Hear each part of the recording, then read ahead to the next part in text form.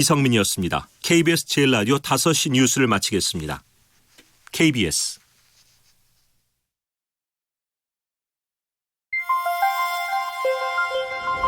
대한민국 중심 채널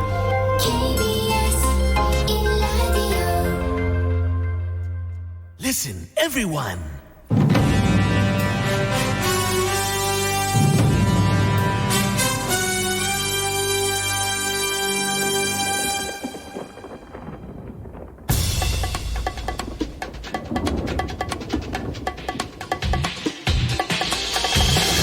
김용민 라이브.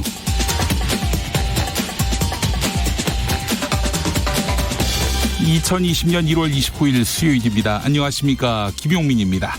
신종 코로나 바이러스로 인한 중국 내 사망자가 130명을 넘어서고 확진 환자는 6,000명에 달하고 있는 가운데 정부가 내일과 모레 이틀에 걸쳐서 중국 우한에 전세기 4대를 급파합니다. 우리 국민 700여 명을 수송하기 위해서인데요.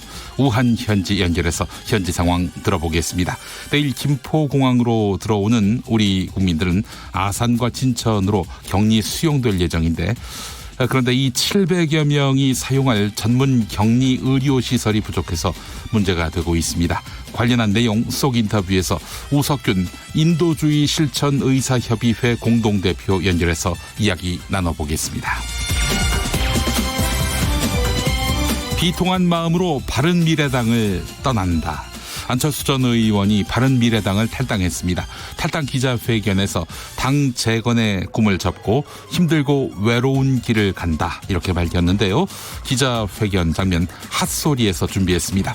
그리고 2012년 안철수 당시 서울대 교수가 정치 참여를 선언했던 순간부터 오늘까지 안철수 전 의원의 정치 인생을 정리한 오디오 파노라마도 기대해 주시기 바랍니다. 서울대 학교가 오늘 조국 교수에 대한 직위 해제를 결정했습니다. 서울대 입장은 조국 교수가 정상적인 직무 수행, 즉 강의 진행을 하기 어려울 것으로 판단했다, 이렇게 정리되는데요. 이에 대한 조국 교수 입장은 부당하지만 서울대 결정을 수용하겠답니다. 이런 가운데 원래 오늘 진행될 예정이었던 조국 전 법무부 장관의 첫 재판이 미루어졌습니다. 2개의 재판이 하나로 합쳐지면서 벌어진 일인데요. 앞으로의 재판 일정, 재판 5분 전에 두 변호사, 양지열, 박지훈 변호사와 함께 알아보겠습니다. 당신의 저녁은 아침보다 똑똑하다. 여기는 김용민 라이브입니다.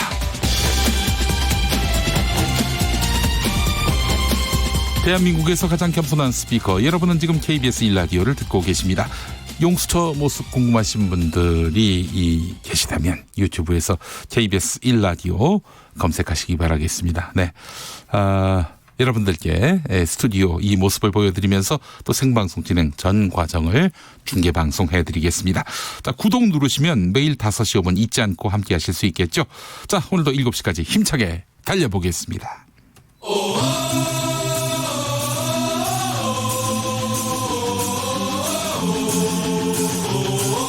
김용민 라이브.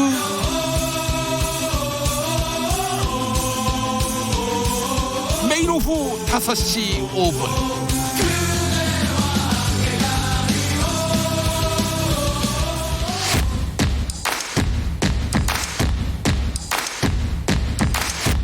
그냥 똑같은 뉴스 브리핑이 아니다. 정치 뉴스 피로 해소에 딱 좋은 브리핑. 매일 5시 5분 절대 놓치면 안 되는 뉴스 505. 뉴스 505와 함께할 정상근 기자, 어서 오세요. 네, 안녕하십니까. 네, 신종 코로나 바이러스 확진자 수 2003년 사스를 넘어섰다는 소식부터 아무래도 전해드려야 할 것 같습니다. 네, 이 중국 국가위생건강위원회가 오늘 0시를 기준으로 중국 31개 성에서 종합한 이 신종 코로나 바이러스 확진자 수를 발표를 했는데요. 확진자 수가 5,974명, 그리고 사망자가 132명이라고 발표를 했습니다. 네. 하루 전보다 확진자가 1,459명, 사망자는 26명 늘어났습니다. 오, 가파르게 이 확진자 사망자가 늘어나고 있네요. 네, 그래프를 보면 매우 가파르게 늘어나고 있는데 사스 당시 중국 본토에서 5,327명의 확진자가 나왔으니까 이 확진자만 놓고 보면 사스 때보다 더 많은 사람들이 감염이 된 셈입니다. 네. 다만 사스 때는 349명이 숨진 데 비해서 사망률은 좀 사스보다는 좀 낮은 상황이고요. 여기에 이 신종 코로나 바이러스의 청정 지역으로 여겨졌던 이 티베트에서도 의심 환자 1명이 나왔습니다. 만약에 이 의심 환자가 확진자로 판명이 되면 중국은 31개 성 모두 신종 코로나 바이러스 감염 지역이 되는 셈입니다. 그래요. 또한 현재까지 확진 환자와 밀접 접촉한 사람의 수가 무려 65,537명에 이르고요. 이 중에 59,990명이 의료 관찰을 받고 있어서 이 추가 확진자 발생이 우려되는 상황입니다. 아이고 세상에 중국의 31개 성 모두 우한 폐렴 감염 지역이 된다는 말인데 티벳은 사실 우한에서 우리나라보다도 더 먼 거리 아닙니까? 맞습니다. 굉장히 좀 동떨어져 있는 곳인데 네. 여기서도 이제 발견이 됐다라는 거죠. 근데 사실 뭐 네팔이나 스리랑카에서도 지금 발병이 된 상황이어서 네, 굉장히 좀 우려스러운 상황입니다. 그래서 그래요. 일단 그 전 세계적인 통계를 보면 이 중화권인 홍콩에서는 8명, 마카오에서 7명, 그리고 대만에서도 8명의 확진자가 나왔고요. 이 태국에서 14명, 그리고 일본, 싱가포르, 말레이시아가 7명, 미국, 호주 5명, 한국, 프랑스, 독일이 4명, 베트남, 캐나다가 2명, 이 네팔, 스리랑카가 1명이 나왔습니다. 현재까지 우리나라는 이제 4명. 그렇습니다. 4명인 네. 셈이죠. 그래요. 그렇다면은 지금 음성 판정으로 격리 해제된 사람은 대략 몇 명 정도 되고 있습니까? 네, 우리나라에서는 지난 28일까지 신종 코로나 바이러스 감염 조사 대상 유증상자 중에 187명 있었거든요. 이 중에 155명이 음성 판정을 받았습니다. 그래서 격리가 해제됐고요. 네네. 현재 28명은 검사를 진행 중이고 4명이 비는데 이 4명이 확진자들입니다. 아하. 현재까지 확진자 4명과 접촉한 사람이 이 기존 369명에서 387명으로 늘었는데 이것은 뭐 새로운 확진자가 나왔기 때문이 아니라 네. 이 세 번째 확진자에 대한 심층 역학조사 결과 이 증상의 시작 시점이 당초보다 조금 앞당겨지면서 추가가 된 것입니다. 그래서 현재 관할 보건소들이 이 증상 등을 모니터링 중이라고 합니다. 네. 그리고 모니터링 중 현재 증상이 있는 14명은 그 의사 환자로 분류돼서 진단 검사를 진행한 결과 또 음성으로 판단이 됐다라고도 하고요. 네. 아울러 질병관리본부 콜센터 1339 문의 및 상담 건수 폭증으로 인해서 이 국민 불편을 해소하기 위해서 질병관리본부가 상담 인력을 추가 배치했다라고 밝혔습니다. 아울러 국민건강보험공단 전화와도 연계를 해서 이 상담이 지연되지 않도록 하겠다라는 방침입니다. 이 언론 보도가 나서 조치에 들어간 것 같습니다. 1339 전화를 했는데 안 받는 경우도 많고 말이죠. 네네. 전화를 할 때는 말이죠. 장난 전화가 아니고서는 정말 긴급하고 또한 신속한 상담이 요하는 전화일 텐데. 네, 그렇습니다. 아니 폭증할 때까지 뭐 했는지 모르겠어요. 네, 참 그래서 안타깝습니다. 아니 폭증 때문에 이 민원이 빗발쳤을 텐데 그렇다면은 뭐 그때 바로 조치에 들어갔어야지 이렇게 언론에 보도가 나고 질타가 이어질 때까지 뭐 하고 있었는지 모르겠어요. 네, 그래서 대통령이 따로 1339 콜센터 인원 배치를 지시를 하기도 했었습니다. 전반적인 정부의 대책이 한 발짝 늦는다 이런 지적이 나오고 있는데 미리미리 좀 선제적으로 대응하는 그런 방법을 취할 수는 없는 건지 참 답답한 마음입니다. 사실. 네. 자, 이런 가운데 내일부터 국내로 이송될 교민들 수용 지역을 놓고 진통을 겪고 있다는 소식 또 우리가 접하게 됩니다. 참 뭐 착잡한 소식인데요. 네. 이 정부가 이 신종 코로나 바이러스 감염증과 관련해서 이 우한 지역 교민과 이 유학생들을 내일 그리고 내일 모레 이 전 세계로 국내로 송환을 할 계획입니다. 네. 정부는 이들 중에 이 무증상자를 14일간 격리를 하면서 이 상황을 지켜본다라는 방침인데 그런데 이들의 수용 지역을 놓고 지역 사회가 거세게 반발해서 난감해진 상황입니다. 이 전날에는 이 천안 인근 이 공무원 교육원에 이 수용을 할 계획이 있었는데 이 천안 지역 주민들이 거세게 반발을 했습니다. 그러자 이 충남 아산시의 이 경찰 인재개발원 그리고 이 충북 진천군의 이 국가공무원 인재개발원에 나눠서 격리 수용하는 방안을 검토 중이다. 이렇게 중앙일보가 보도를 했는데요. 네네. 정부가 이곳을 수용시설로 검토하는 이유는 이게 아산이고 진천이어서가 아니라 이 해당 시설이 도심에서 좀 떨어져 있기 때문입니다. 이 진천군에 있는 국가공무원 인재개발원은 그 외부에 개방하지 않는 곳으로 진천 시내와 12km 정도 떨어져 있고요. 이 대중교통과도 멀리 떨어져 있다라고 합니다. 네. 다만 진천 혁신도시와는 이 도보로 한 20분 거리에 위치해 있다라고 하고요. 네. 이 충남 아산시에 있는 경찰의 인재개발원의 경우 이 아산 시내와도 멀리 떨어져 있고 또 외부 개방을 하지 않는 장소로 이 천안 아산역과도 차로 20분 거리에 좀 거리가 떨어진 곳에 있습니다. 네네. 이 정부 입장에서는 이 한 곳에 관리하는 게 편하긴 하지만 이 주민 반발을 고려해서 이 분산 수용을 검토를 하고 있는 건데 이분들이 격리 수용되면 밖을 나올 수 있는 게 아니잖아요. 그렇습니다. 예, 그 안에서만 있어야 되는 건데 네. 주민들의 반발이 만만치 않다고요. 그렇습니다. 이 주민 지역분들의 반발이 만만치가 않습니다. 이 주민들이 들어오면 입구를 봉쇄하겠다라면서 거세게 반발을 하는 상황인데 특히 이 지역 정치인들이 앞장서서 막아서고 있는 상황이어서 좀 이 지역 정치인들에 대한 비판의 목소리도 높습니다. 아무래도 총선이 또 임박해 있는 상황에서 정치인들이 또 이런 주민들의 입장을 대변하지 않을 수 없는 측면도 있지만 네네. 이 대변이 글쎄요 인류애적인 대변인지는 알 수 없습니다. 네. 네, 이런 생각이 좀 들더라고요. 뭐 비단 우한에서 오는 교민들뿐 아니라 중국인 관광객을 받지 말아야 한다. 네네. 이런 목소리도 지금 나오고 있는 상황이거든요. 근데 제가 오늘 제 개인 SNS 계정에도 올렸지만은 의료 선진국인 대한민국 20년 이상 성형 시술로 해서 중국 젊은이들로부터 매년 1,000억대 돈을 벌어들이고 있는 그런 상황이거든요. 네네.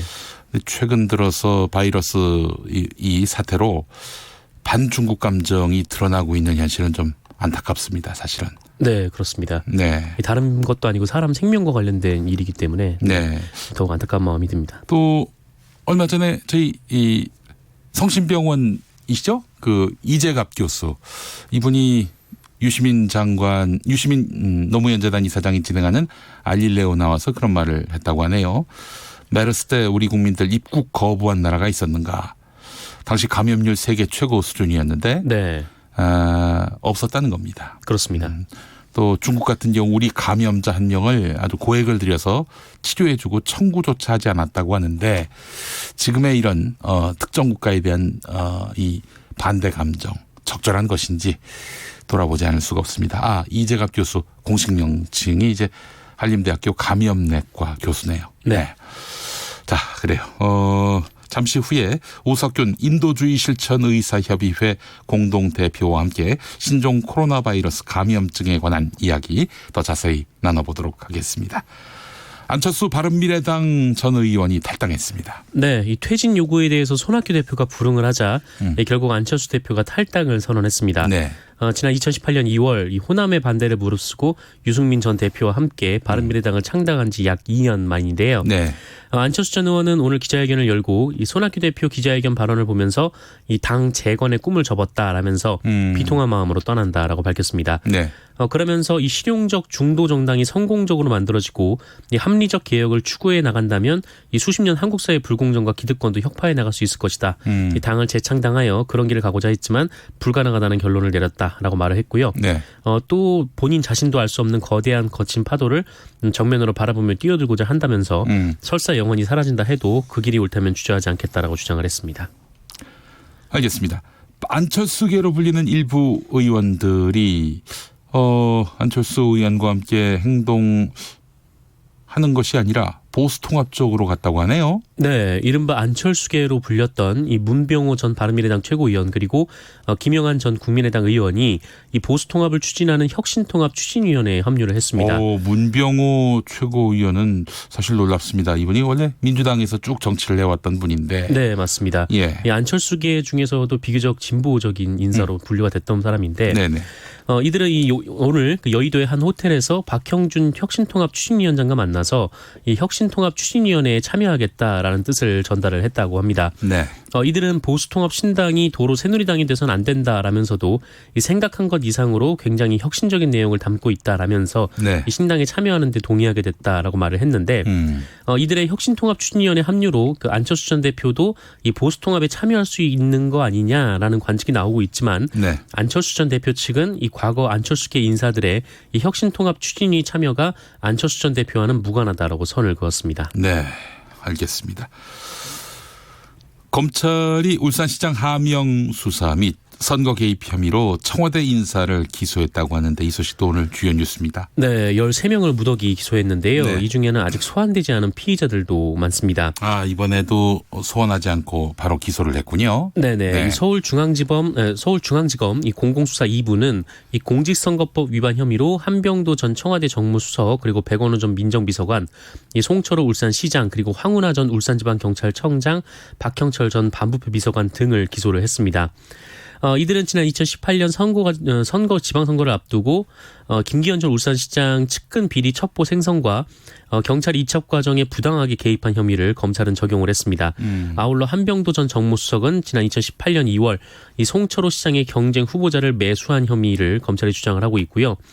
그리고 박형철 전 비서관은 김기현 전 시장 측근 비리와 관련해서 경찰 수사 과정에서 울산지검 고위 관계자를 통해 이 수사에 개입한 혐의를 받고 있다라고 합니다.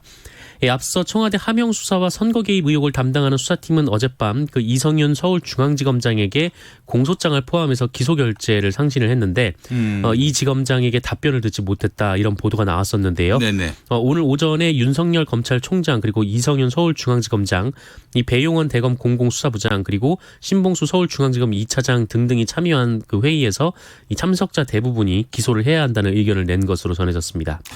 이성윤 지검장은 어떤 입장인 거예요? 뭐 알려지진 않았습니다.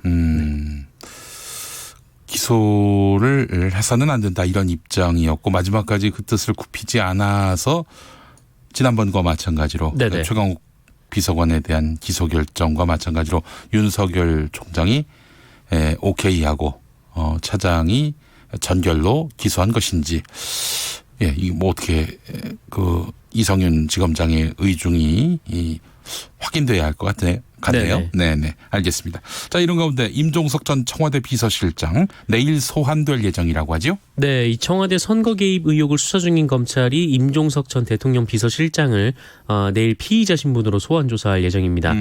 이 내달 3일로 예정된 수사팀에 대한 인사이동을 앞두고 이 선거 개입 의혹에 연루된 이 청와대 관계자 중 최고위급인 임종석 전 실장을 조사를 하겠다라는 건데요. 임종석 전 실장이 이를 자신의 페이스북을 통해서 공개를 했습니다. 이 비공개로 다녀오라라는 만류가 있었지만 이번 사건의 모든 과정을 공개해야겠다라고 마음먹었다라면서 30일 그러니까 내일이죠. 이 피의자 신분으로 검찰에 출석할 예정이다라고 밝혔습니다. 또한 그 윤석열 검찰총장과 일부 검사들이 이 무리하게 밀어붙인 이번 사건은 수사가 아니라 정치에 가깝다라고도 주장을 했습니다. 앞서 검찰은 오늘 오전 그 이광철 청와대 민정비서관을 불러서 조사를 했습니다. 그 이광철 비서관은 검찰에 출석을 하면서 기자들과 만났는데 지난 2차례 검찰이 등기 우편을 발송해서 출석 요청에 대한 입장을 명시적으로 밝혔다라면서 검찰 소환을 피했다는 언론 보도는 사실이 아니다라고 부인을 했습니다. 네. 검찰발 그 단독 보도 많이 하는 기자 중에 경향신문 유희곤 기자가 있습니다. 네네. 유희곤 기자가 쓴 기사를 보니까 오늘 13명 기소하는 과정에서 대검 간부와 서울중앙지검 간부들이 모여서 회의했다고 방금 우리가 전했잖아요. 네네. 이성윤 서울중앙지검장은 반대 의견을 냈다고 합니다. 네. 중앙지검장의 의견은 받아들여지지 않고 대검 서울중앙지검 간부회의에서 13명에 대한 기소가 결정이 된 거네요. 네. 네네. 알겠습니다. 자. 하나만 더 전할까요? 중요한 소식이라서. 네, 서울대가 조국 전 법무부 장관의 교수직위를 해제했습니다. 서울대학교는 뇌물수수 등 혐의로 불구속 기소된 이 조국 법학전문대학원 교수에 대해 직위 해제를 결정을 했는데 조국 교수의 정상적인 직무 수행이 어렵다고 판단해서 오늘자로 직위를 해제한다라고 밝혔습니다. 다만 직위 해제는 교수로서의 직무를 정지시키는 행정조치에 해당하고 이것은 유무죄를 판단하는 징계와는 다르다라고 선을 그었는데요. 직위 해제가 결정이 되자 이 조국 교수는 자신의 SNS에 이번 결정은 기소된 교수에 대해 총장의 재량적 판단에 따라 이뤄진 이 불이익 처분으로 이 재판 결과가 나올 때까지 강의를 할 수 없게 됐다라고 설명을 하면서 이 직위 해제는 징계가 아니지만 이 대중적으로 징계로 인식되기 십상이고 또 치열한 다툼이 예정된 재판 이전에 이 불리한 여론을 조성할 우려가 있다라고 주장을 했습니다. 다만 이번 그 서울대 결정을 수용하겠다라는 입장을 또 밝혔는데 검찰의 일방적 판단만이 반영돼 있는 기소만으로 신분상 불이익 조치를 내리는 것은 부당하다면서도 이 결정을 담담히 수용하겠다라고 밝혔습니다. 네, 알겠습니다. 자, 정상근 기자 오늘 수고하셨습니다. 고맙습니다. 네, 지금까지 뉴스 505였습니다.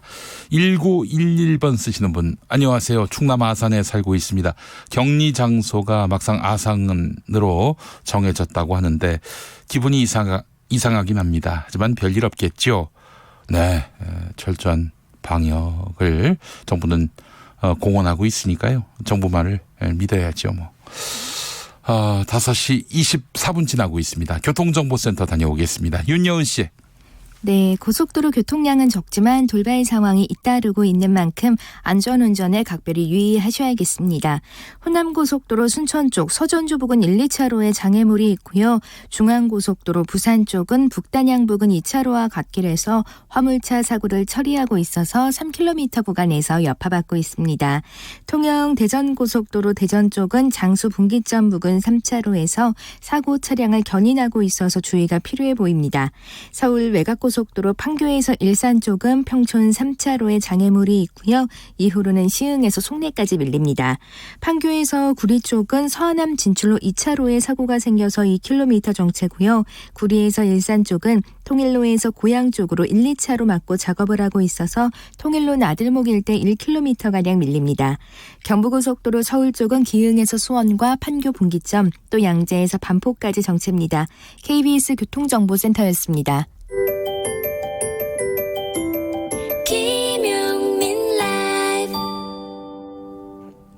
잠깐 인터뷰 이어가겠습니다. 네팔 안나푸르나에서 눈 사태로 인해 한국인 교사 4명과 현지인 3명이 실종된 지 2주 가까이 돼갑니다. 수색 작업은 지난주에 기상 상황이 악화되면서 잠정적으로 중단됐는데요. 앞으로의 수색 계획, 네팔 현지에서 수색팀을 이끈 산악인 어몽길 대장 연결해서 여쭤보겠습니다. 어몽길 대장님. 예, 안녕하십니까. 반갑습니다. 네, 대장님. 지금 어디 계십니까? 지금 어저께 아침 새벽에 서울 귀국했습니다. 그러시군요. 네. 수고 많으셨습니다. 네네. 네. 감사합니다. 정신이 없으셨을 텐데. 예. 네네. 네팔 실종 교사 수색 작업에 우리 수색팀인 KT 드론 수색팀과 네팔 민군 수색팀이 함께 했는데 현지 상황은 대단히 열악했던 걸로 알고 있습니다. 어떻습니까? 맞습니다. 저희가 현재 이제 그 20일서부터 사고 현장에 들어가려고 했는데 눈이 워낙에 많이 내려가지고 그 헬리콥터 내리는 그 랜딩 포인트를 내리지 못하고 또 미리 또 가지고 먼저 그 사람 들어가서 눈을 치워가지고 헬리콥터 내려서 저희가 사고 현장에 접근해서 들어갔는데요. 네네네. 상황 보니까 제가 상상했던 대로 엄청난 큰 쇠랑 눈사태가 일어났더라고요. 눈사태가 크게 일어났다. 예, 얼음덩어리랑 같이, 얼음덩어리가 쏟아지고 그게 같이 이제 눈하고 같이 섞여서 떨어지는 것, 굉장히 큰 어떤 눈사태가 일어났습니다. 그래서, 예, 저희하고, 저희 KT 드론팀 3명하고, 네. 또 저를 비롯해서 또, 현지 그 군인 수색팀 9명하고, 그 다음에 현지 그 마을 주민 4분하고 해서 같이 이제 그 사고 현장에 수색을 작업을 여러 방면으로 수색을 하고, 그랬었습니다. 눈사태 얼음이 덮치기까지 했으니 사실 구조견이라든지 금속 탐지기라든지 대형 드론은 무용지물이 아니었을까 하는 좀 안타까운 마음을 갖게 됩니다. 예. 저희가 이제 처음에는 이제 그 드론을 가지고 금속 탐지기를 가지고 드론은 이제 대형 드론은 띄우지 못하고 일반 이제 드론만 2대를 띄우고 그랬었는데요. 네. 그 이제 드론 갖고 상공에서 촬영을 하고 저희들은 직접 사고 현장에 들어가서 이제 현장에서 수색 작업을 했는데요. 그 금속 탐지기 2대를 가지고 했는데 역시나 제가 어떤 성과를 거두지 못하고 그런 눈을 그 금속 탐지기가 그 어떤 사고 매몰 지점을 그 실종자 매몰 지점을 이렇게 딱 찾았는데 불구하고 제가 또 막 눈을 한 1m 이상씩 파고 들어가는데 평균 한 20-30분씩 걸리거든요. 예, 네, 들어가서 그 안에 리미터 이상이 파고 들어가서 또 탐지를 갖다 대면 또 소리도 안 나고 또 하여튼 여러 가지 막 어려운 상황을 많이 겪고 그래서 제가 저 금속 탐지기를 이제 포기를 하고 네. 그 다음에 다시 이제 저희가 수색견을 2마리를 투입시켰습니다. 수색견 2마리를 가지고 이렇게 또 수색을 해봤는데 수색견 역시도 전혀 뭐 성과를 거두지 못했습니다. 어떻게 그럼 이게 깊이가 네. 평균 눈인사 때 깊이가 평균 5m에서 아주 깊게는 한 10m 정도까지 아이고. 깊이 상태이기 때문에 상당히 어려운 맞습니다. 그 매물 지점 추정 지점도 어떻게 그 찾아보지 못하신 상태겠네요. 그렇죠. 저희는 이제 전방위적으로 그 눈사태 난 사고 지점부터 그 실종된 그분들이 그 사고 난 지점부터 해가지고 그 눈사태 지점이 끝까지 내려간 계곡 부분 물이 흐르는 강물 그 강까지 강물인데 물 흐르는 데까지 그 눈사태가 흘러내려갔거든요. 네네네. 거기를 이제 전방위적으로 저희가 이제 다 뭐 수색 작업을 샅샅이 아주 세밀하게 다 네.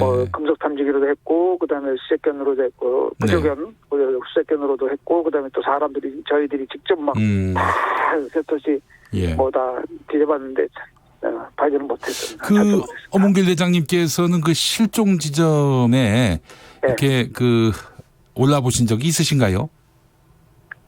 실종 지점에 올라가 보다니. 그러니까 이제 그 거기가 이제 등반로일 거 아니겠습니까? 이번에 트레킹 루트죠. 그렇죠. 예. 그래서 거기도 한번 가보신 지점인 것인지 그래서 전에 제가 그쪽으로 트레킹을 여러 번 해봤기 때문에 그 길 잘 알죠.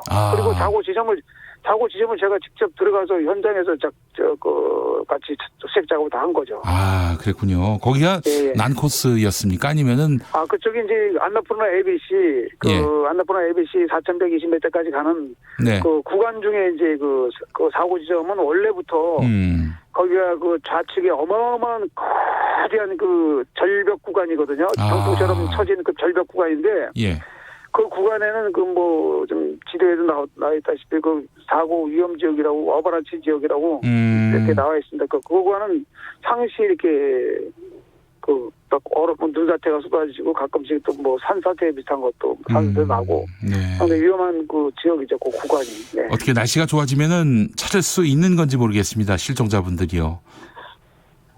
날씨가 지금 현재 그 이후로도 저희가 그 철수하는 날도 마찬가지로 오후부터 또 눈이 좀 많이 내렸고 또 사고 그날 밤에 또 저 철수하는 날 그날 밤에 거기 또 그 추가적인 눈사태가 좀 발생했다고 하더라고요. 네, 그래서 지금 현재로서는 글쎄요 지금 뭐 날씨가 좋아진다 하더라도 바로 이렇게 수색하고 들어가기가 쉽지 않을 겁니다. 왜냐하면 제가 말씀드린 게 가장 중요한 것이 또 추가적인 그 사고 지점에서 수색 작업을 하는 와중에 추가적인 눈사태가 쏟아지게 되면 또 다른 엄청난 그 수색하는 그 사람들이 사고를 당할 수 있거든요. 그러니까 이 눈사태가 쏟아진다는 것이 뭐 사전에 예고되는 것도 아니고 정해진 시간에 쏟아지는 것도 아니고 언제 어느 때 어느 순간 어느 때 쏟아질지 모르는 그 상황이기 때문에 그런 위험 지역에서 그 장기적인 수색 작업을 장시간 수색 작업을 한다는 것 자체도 위험하고 워낙 또 눈사태가 세랑 눈사태 얼음 동반한 눈사태가 크고 또 깊이도 깊고 그래서 아마 날씨가 앞으로 좀 어느 정도 기간이 지나고 날이 좀 풀리고 많이 녹으면 그때 아마 수색하는 게 좀 가능하지 않을까 생각합니다. 네, 베테랑 산악인인 어몽길 대장도 상당히 위험한 곳이다라고 말씀하셨는데요. 이 난 코스, 안나푸르나 트레킹 코스, 우리나라 여행객들에게 굉장히 큰 인기를 끌고 있는 곳인데요. 개인이 유념해야 할 주의사항이 있다면은 같이 말씀해 주시겠습니까? 네. 뭐 전 코스가 위험하다는 게 아니고요. 그 지금 사고 난 지점 그 코스가 대체적으로 거기가 위험 지역이라고 이제 이렇게 그 지도에 나와 있듯이 그 지점이 좀 위험한 겁니다. 거기서 그 눈사태라든가 산사태가 자주 빈번하게 발생되는 지점이고 구간이고 다른 구간에는 그렇게 뭐 위험하거나 어려운 건 없고 다시 이제 뭐 약간 고산 증세를 3,000m 넘어서면 고산 증세만 이제 좀 극복하면 되는 것이고요. 그런데 이제 그 보면 가장 중요한 것이 우선 이제 뭐 산을 이렇게 뭐 국내 우리 뭐 낮은 산 생각하고서 이렇게 쉽게 생각하고서 그 산을 오르면 절대 안 된다는 것이죠. 항상 그 자연 앞에서는 겸손해야 되고 그렇게 마음을 가지게 되고 또 자연에 순응할 줄 알아야 되는 겁니다. 예. 그 무리하게 그 어떤 일정 때문에 그런 걸 일정 맞추겠다고 무리하게 사냥한다든가. 그리고 가장 중요한 것이 또 제대로 된 장비와 장비를 갖추고 살아야 되는 어떤 그런 지식을 갖고 그리고 또 우리가 오르고자 하는 그 길에 전반적인 루트에 대한 상황들을 다 주도 면밀하게 다 체크하고 그런 걸 하고 그다음에 더군다나 가장 중요한 것이 그것을 그런 사람들을 같이 이렇게 갈 때 가장 중요한 것이 그 팀을 안내하는 안내자가 그 책임자가 산에 대한 충분한 많은 경험과 등산에 대한 어떤 경험과 이론적인 경험과 실질적인 경험을 갖춘 그런 분이 그런 사람들이 안내를 받고 사냥을 해야지 안전한 사냥이 되고 만에 하나 무슨 문제 발생됐을 때 그런 것을 미리 사전에 위험으로부터 방지할 수 있지 않을까 생각하는 겁니다. 네, 알겠습니다. 오늘 말씀 잘 들었습니다. 엄원길 대장님. 네, 지금까지 감사합니다. 감사합니다. 잠깐 인터뷰였습니다. 김용민 라이브 용퀴즈 온더 블럭. 방송 내용 중 일부를 들려드립니다. 잘 들으시고 빈칸에 들어갈 단어를 맞춰주세요. 바이러스 감염 예방을 위해서 권해드리고 싶은 것은 진짜 걱정이 되신다면 강박적으로 씻는 거예요. 왜냐하면 보통 이제 바이러스에 감염되신 분들이 기침을 할 때 나온 것들이 여기저기 이제 흩뿌려져가지고 묻어 있잖아요. 그러면 이제 무의식 중에 그걸 묻힌 다음에 그게 입이라던가 코라던가 눈의 점막으로 들어갔을 때 바이러스에 감염되는 경로가 그게 거의 대부분이거든요. 그렇기 때문에 외부에서 뭐 여러 가지 환경에 노출이 되면은 중간중간에 그리고 집에 들어올 때 그리고 식사하기 전에 좀 강박적으로 씻기를 잘하면 마스크를 쓰는 것보다 훨씬 더 효과가 크다라고 저는 권해드리고 싶습니다. 물론 마스크를 쓰면은 더 좋고요. 알겠습니다. 정답 보내실 곳은요. 문자는 샵 9730, 짧은 문자 50원, 긴 문자 100원, 모바일 앱 콩으로 보내시면 무료입니다.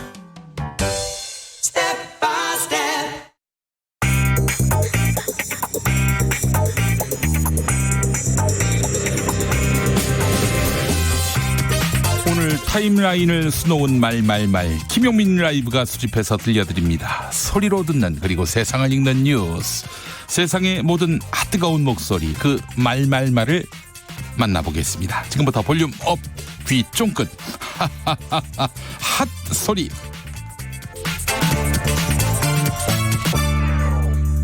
안철수 바른미래당 전 의원이 바른미래당을 탈당하겠다고 밝혔습니다. 그제 안철수 전 의원이 손학규 대표에게 먼저 이런 제안을 합니다. 바른미래당을 비상대책위원회 체제로 전환하고 손학규 대표는 퇴진하라. 그러자 어제 손학규 대표는 거부 의사를 표명하지요. 그리고 오늘 안철수 전 의원은 국회에서 기자회견을 열어 당을 탈당하는 쪽으로 입장을 정리했습니다. 비통한 마음으로 바른미래당을 떠나겠다. 손학규 대표의 기자회견 발언을 보면서 바른미래당 재건의 꿈을 접었다 이렇게 밝혔는데요. 기자회견 현장으로 가보겠습니다. 존경하는 국민 여러분, 사랑하는 당원 동지 여러분, 저는 오늘 비통한 마음으로 바른미래당을 떠납니다.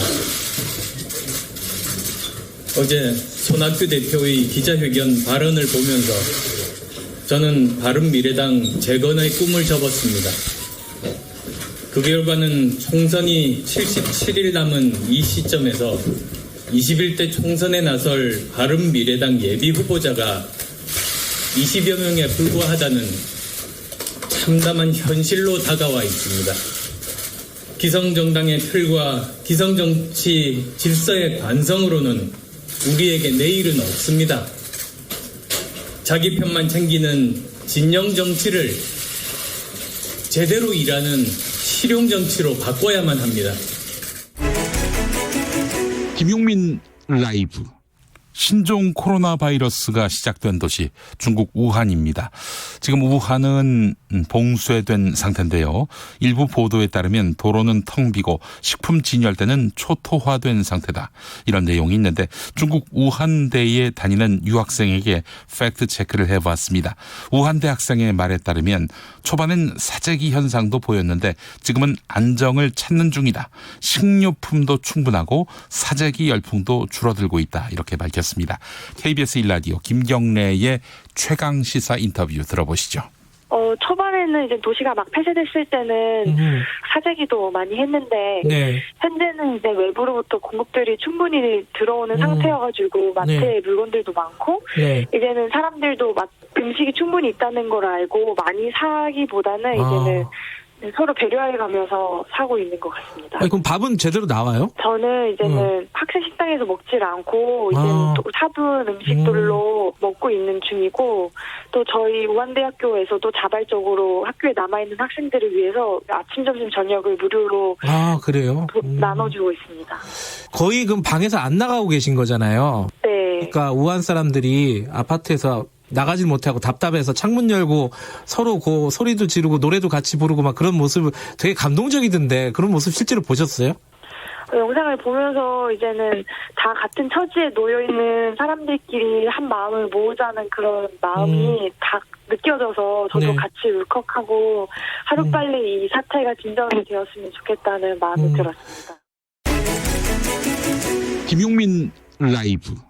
더불어민주당 공직선거 후보자 검증위원회가 김의겸 전 청와대 대변인의 4.15 총선 예비 후보 적격 여부를 결론짓지 못하고 계속 심사하기로 했습니다. 이와 관련해 당 지도부에서 최종 결정을 유보해달라는 요청이 있었는가? 이 질문에 대해서 민주당 검증위원회 간사를 맡고 있는 진성준 전 의원은 당 지도부의 요청은 없었다. 이렇게 말했습니다. 그리고 민주당 검증위가 황운하 전 울산지방경찰청장에 대해서는 적격 처분, 청와대 하명 수사 등 검찰 수사를 받고 있는 송병기 전 울산경제부시장에 대해서는 계속 심사 결정을 내렸는데 진성준 검증위 간사가 이 결정에 대한 판단의 근거가 무엇인지 밝혔습니다. MBC 라디오 김종배의 시선집중 인터뷰 들어보시죠. 그것은 정치적인 외부의 해석인 것 같고요. 예. 저희 검증위원회에서는 예. 그런 정치적인 고려보다는 네. 사안 자체를 끝까지 확인하겠다라고 하는 입장입니다. 그래요. 조금이라도 의혹이 남아서 예. 나중에 문제가 될 경우를 대비해서 예. 검증위원회가 아직 활동 시한이 남아있기 때문에 그 네. 기간 내에 충실하게 확인을 해서 적격 여부를 판단하겠다는 입장입니다. 그러면 당 지도부에서 검증위원회 쪽에 지금 네. 본인의 결정을 좀 기다려 봐야 되니까 적격 여부를 좀 최종 결정을 유보해달라는 요청이 있었습니까? 없었습니까? 없었습니다. 그런 요청은 전혀 없었습니까? 네, 그렇습니다. 지금 그 황운하 전 울산지방경찰청장에 대해서는 적격 결정을 내렸어요. 그런데 네. 송병기 전 울산시 경제부시장에 대해서는 유보 결정을 내렸습니다. 일단 좀 네. 판단 근거를 좀 말씀해 주시겠습니까? 황운하 전 경찰청장에 대해서는 검찰의 보복성 수사 혐의가 매우 짙다고 저희들은 보고 있습니다. 김광진의 외로운 사람, 힘든 사람, 슬픈 사람.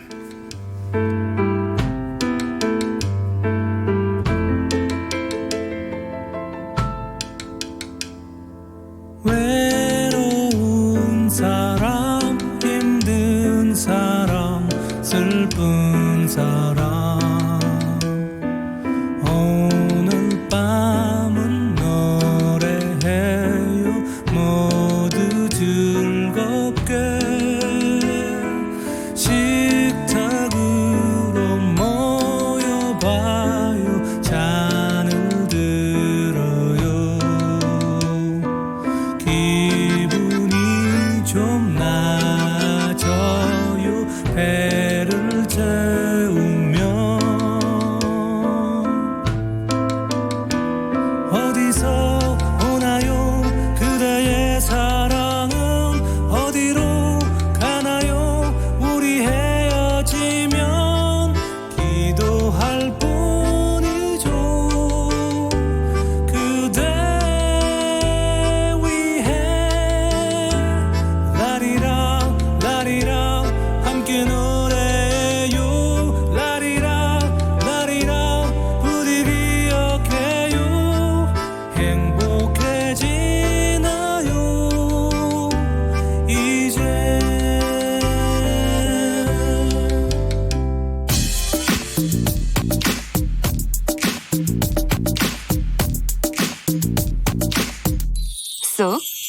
인터뷰. 귀에 쏙 맘에 쏙 인터뷰로 이어가겠습니다. 계속 신종 코로나 바이러스 이야기를 안 할 수가 없네요. 이 코로나 바이러스 신종 코로나 바이러스 감염증으로 인한 중국 내 사망자와 확진자 수가 갈수록 급속히 증가하고 있습니다. 관련해서 방역은 제대로 하고 있는지 짚어보겠습니다. 내일과 모레 우한에서 들어올 우리 국민들이 지낼 전문 격리 의료시설이 부족하다. 이런 문제가 제기되고 있는데요. 우석균 인도주의 실천의사협의회 공동대표 만나보도록 하겠습니다. 우석균 대표님 나와 계시죠? 네, 안녕하십니까? 네. 자, 대표님. 그 네 번째 확진자가 현재 파악된 상황인데요. 우리나라 같은 경우. 네. 현재 상황은 어떻습니까? 우리나라 안에서 봤을 때. 전체적으로는 세계적으로는 매우 심각하게 14개 국가에서 확진자가 나왔고요. 중국을 제외하고서요. 네.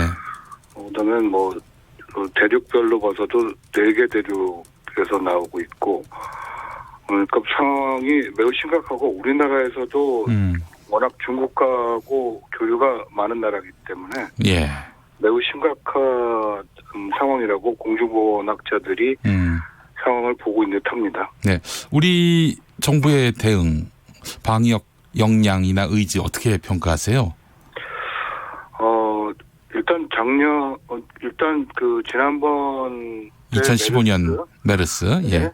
메르스 때와 크게 다른 점이 네. 일단은 정부가 투명하게 정보를 공개하고 있다는 점이고요.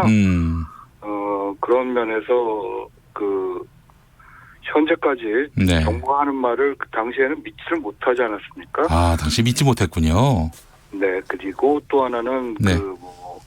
어느 병원에 누가 입원했는지 이것도 얘기를 안 하고 그래서 병원을 다 피하고 그랬었는데 예.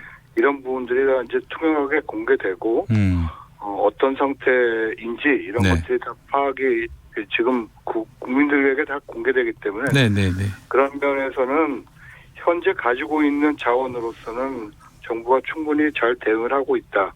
이런 생각을 합니다. 네, 알겠습니다. 우리 정부는 중국과 협의가 마무리되는 대로 내일 아침 10시 중국 우한으로 전세기를 보낼 계획을 밝혔습니다. 700여 명의 교민이 김포공항을 통해서 귀국을 앞두고 있다고 알려졌는데 정부의 대처가 적절하다고 보십니까? 예, 현재 우한의 이제 의료 시설이라든가 이런 부분들이 적절하게 대처를 할 수가 없는 상황이라는 것들이 이미 드러나고 있기 때문에요. 네네네. 한국 교민들이 이제 불안에 떨지 않기 위해서는 한국 교민들은 데리고 나오는 것이 맞겠죠. 네. 따라서 다른 나라와 마찬가지로 그렇게 데리고 나오는 것이 적절한 대처라고 보이고 그것이 네네. 중국 정부의 또 한국 국민들에 대해서 더 부담을 지지 않게 할 수 있는 그런 대처라고 보입니다. 네. 그런데 충북 진천과 충남 아산의 공무원 교육시설에 나뉘어져서 격리 수용하기로 정부가 방침을 세웠는데 이 지역 주민들이 반발하고 있단 말이죠. 네. 이런 지역사회 움직임은 어떻게 보세요? 이건 상당히 복잡한 문제인데요. 네네네. 지난번 메르스 때는 이제 같은 공무원 천안에서 이제 이 수련원에 하겠다고 했을 때 문제가 됐었던 것이 당시 수련원에 이 의심 환자들이나 네. 그냥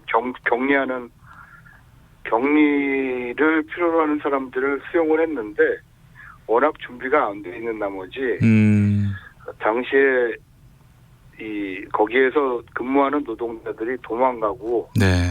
그런 일까지 있었어요. 메르스 때요. 아하. 말하자면 그 노동자들이 거기에 근무하는 노동자들이 충분히 자기 이제 고구를 쓴다든지 또는 이렇게 자기 보호를 할 수 있는 그런 조치를 취하고 네. 그 사람들을 이제 보호할 수 있을 만한 그런 여건을 갖춰 준 다음에 그 격리 수용을 한다면 그거는 지역 주민들한테 전파가 되질 않겠지만 네네. 만약 그 동네 그 노동자들이 그 지역에 살 거 아닙니까? 네네. 그런데 그 지역에 출퇴근을 하는데 그 노동자들이 잘 보호가 안 된다면 네. 의료진들이나 네. 이런 부분들이 보호가 안 된다면 좀 걱정할 만하겠죠. 따라서 메르스 때처럼 네. 그런 식으로 정부가 대응을 보인다면 그거는 이제 반발을 할 수가 있는데 네네네. 이제 그렇다고 해서 그거를 그럼 지역에서 그러면 어떻게 대응을 할 것인가 이런 걸 같이 정부하고 같이 얘기를 해야지 지자체에서 우리는 안 된다. 네. 그러면 딴 데로 어디로 가라는 얘기인지 네네. 그런 부분들은 이건 지역 이기주의라고 판단이 되고요. 네네. 또 하나 더 근본적인 문제로서는 우리나라에 과연 이런 격리 시설을 제대로 네. 갖춘 그런 상태인지 이게 이제 공공의료기관이 상당히 많다면 네. 뭐 지역 지자체 기초 지자체별로 공공의료기관이 하나씩 있다거나 또 공공병원이라든가 네. 또는 공공요양병원 예. 뭐 이런 병원들이 상당히 많고 예를 들어서 최소한 다른 나라 영국처럼 예. 영국에서는 이제 이 공공병원이 90몇 %니까요. 그 중에서 큰 공공병원 하나를 지역 거점병원으로 이제 지자체 네. 거점병원으로 하나 두고 거기서 이제 병이 의심되면 다 그 병원으로 가라고 하고 네. 그다음에 문제가 점점 더 커지면 그 한 층을 비우고 네. 더 커지면 그 병원 전체를 비우고 다른 거기에 입원해 있던 환자들은 다른 공공병원으로 보내고 네. 그 병원이 그냥 그런 이제 이 격리 시설까지 같이 역할을 하는 거거든요. 네. 근데 우리나라는 워낙 공공병원이 다른 나라의 10분의 1도 안 되기 때문에 그런 격리 시설 자체가 부족할 수밖에 없습니다. 학교도 그렇지만은 하여튼 이 병원도요 민간 의존도가 매우 높아요 사실은. 네. 네. 그 6%밖에 안 되기 때문에 그런 부분들이 이 메르스 때도 지적이 됐었는데 이번에도 이 공립병원의 부족 이런 것들이 사실 다른 음압병실이나 이런 것들은 한 2배 정도로 늘었어요. 네. 그런데 국립병원 자체가 하나도 늘지 않았기 때문에 예. 이런 부분들은 문재인 정부가 공약사항을 지키지 않은 것이라고 볼 수 있습니다. 그 오늘 일본에서도 우한에 거주하는 일본 교민들 수송이 이루어졌는데 그 나라는 집단 격리는 안 하는 모양인가 봐요.